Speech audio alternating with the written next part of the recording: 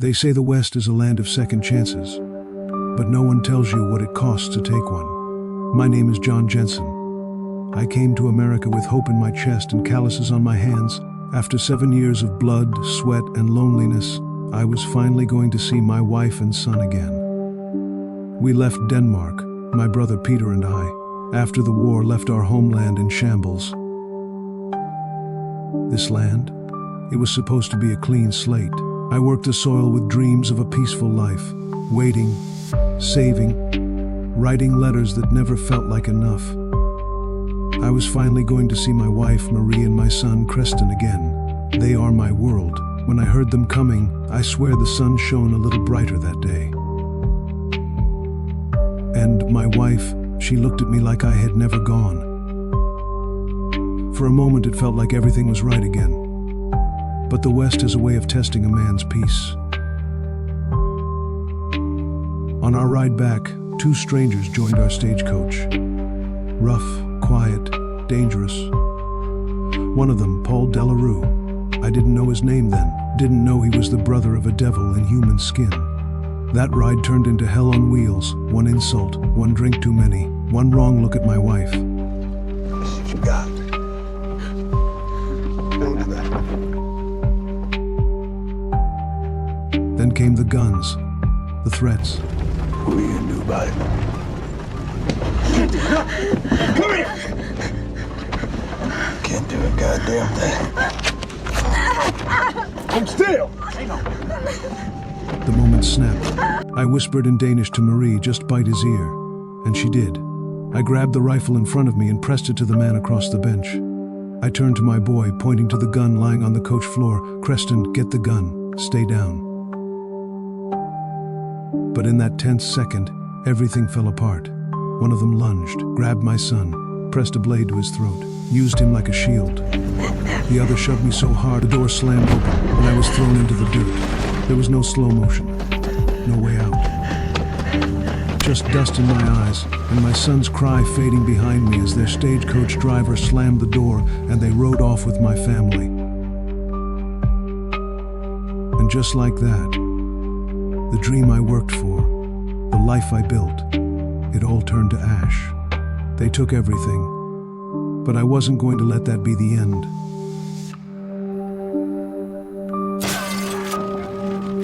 I hunted them down with soldiers' hands and a broken father's heart.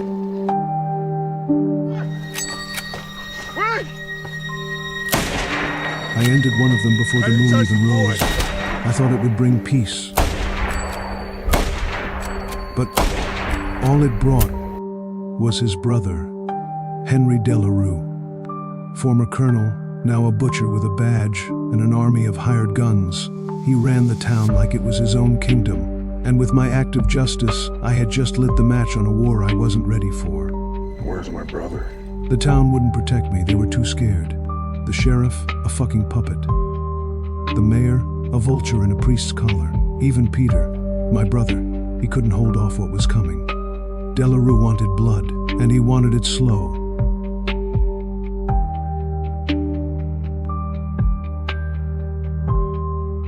Delarue made it clear who killed my brother. No one spoke. No one ever did when Delarue was around. The next day, he gathered everyone in the town square. He gave the mayor a choice. Pick 2 men to die, or I'll pick 4. Then, when a boy ran crying to one of the bodies, Delarue shot the boy's grandmother without hesitation. Keene stood there, sweating, silent. The town was frozen, so Delarue chose himself. The first was an elderly gunsmith, too old to run. The second, a man with a twisted foot who couldn't even stand. He made an example of them, killed them in front of everyone. He left a message. "From now on, I expect $160 by end of every month to protect you from the killer." This wasn't justice. It was reign by fear. After that massacre, everything changed. People started whispering my name, but not to praise it. The sheriff was looking for someone to blame, and Delarue had already decided that someone was me. I tried to leave town quietly, but it was too late. They caught Peter first. Then I was next. Peter, even while captured, never lost his will. He warned me, whispered when they weren't looking, they don't care about justice. They only care about what's under this land. And he was right. You keep the cavalry out of the equation, I reckon it'll take me 3 to 4 months. I was dragged through the town like a thief, bound and gagged, while they spit and cursed. I could hear the townsfolk begging for mercy, not for me, but for themselves. Because they knew Delarue wasn't just punishing us. He was reminding them who owned Black Creek. They tied me up out in the open, beneath the scorching sun. Days passed, no shade, no dignity. The vultures circled overhead, and I don't just mean the birds, but I wasn't alone out there. Madeline, they called her. The mute woman, the one whose voice had been ripped from her by her husband, another of Delarue's monsters. A soldier who treated her like property, a ghost of her former self. She watched as my brother rescued me out. We ran into 2 of his men during the escape. Peter dropped them like targets on a range. He was always faster on the draw than me, braver too in some ways. Get the horses. While she plotted her own escape, she took all Delarue oil money with her. Another woman who helped me was Mrs. Whistler. She saw me, not as a criminal, not as a murderer, but as a man who'd lost everything like she had. She brought me water when no one else dared, hid me shade, cleaned my wounds. After everything, after the rope burns on my wrists, the blood on my boots, the grave I dug for my son, I wasn't supposed to make it this far, but even a man with nothing left can still fight. I wasn't dead yet. The town turned their eyes, too scared to speak, too used to silence. But the fire was already lit, in me, in her, in the ashes of everything they'd tried to erase. And if Delarue wanted to play God, I'd show him what happens when a god bleeds. Mayor Keene thought he could buy his safety. I made him lie down in his own coffin and look at what he'd become. That coward handed the town over like a cheap trinket. And worse, he let men like Delarue believe they were kings. He wasn't a man, just an undertaker who forgot which side of the dirt he belonged to. I took back what was mine. My boots, my money, and something else too, clarity. There was no law in Black Creek, no justice, only oil, blood, and fear. But fear goes both ways. I set the trap myself, coffin bait, bonfires. I gave them a taste of the fire they'd brought down on others. Wojciech helped, brave kid. His hands shook, but he held that rifle like it meant something. He lit the flames. He bought us time. And in that chaos, I moved like a shadow, picking off the rot from the inside. The town finally looked up, finally remembered they had spines, but not everyone made it. That boy, Wojciech, he paid the price too. The man who killed him lit a cigarette right over a floor soaked in oil. That spark, it was everything. When I heard the screaming, I didn't think. Malene was there, fighting back, still bound, still bleeding, but alive. I shot the bastard, dragging her across the floor. One shot to the leg dropped him. Then I stepped into the open. Big mistake. Delarue was waiting. He shot me, hard, knocked the wind and the fire out of me in one blast. My blood hit the dust.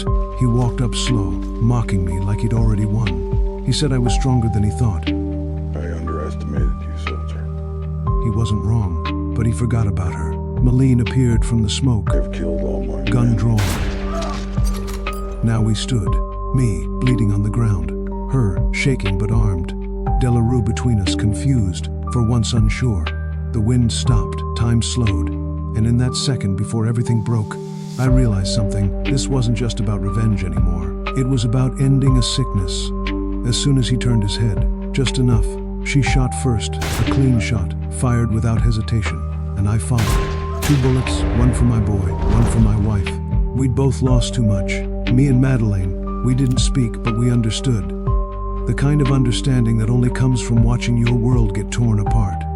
And just when the smoke began to settle, he showed up. Sheriff Malik, flanked by a few men with rifles and shaky hands. Too late to bleed, just in time to clean up. He thanked me, called me a hero for saving the town. Funny, now they wanted saving. But then he saw her, Madeleine, standing beside me with ash on her skin and fire still in her eyes. And he tensed up like he forgot who the real enemy was. I didn't flinch. I looked him dead in the eye and said, "She's with me. That means she's safe." He didn't like it, but he didn't argue. Maybe he realized he'd already failed this town once. Maybe he was just tired of losing, so he backed down. No applause, no parade, just silence. And in that silence we mounted our horses, me and the woman who never said a word, but never needed to. We didn't ride off for peace. We rode off because survival was the only thing we still knew, bound by loss, fueled by justice, and riding toward whatever came next.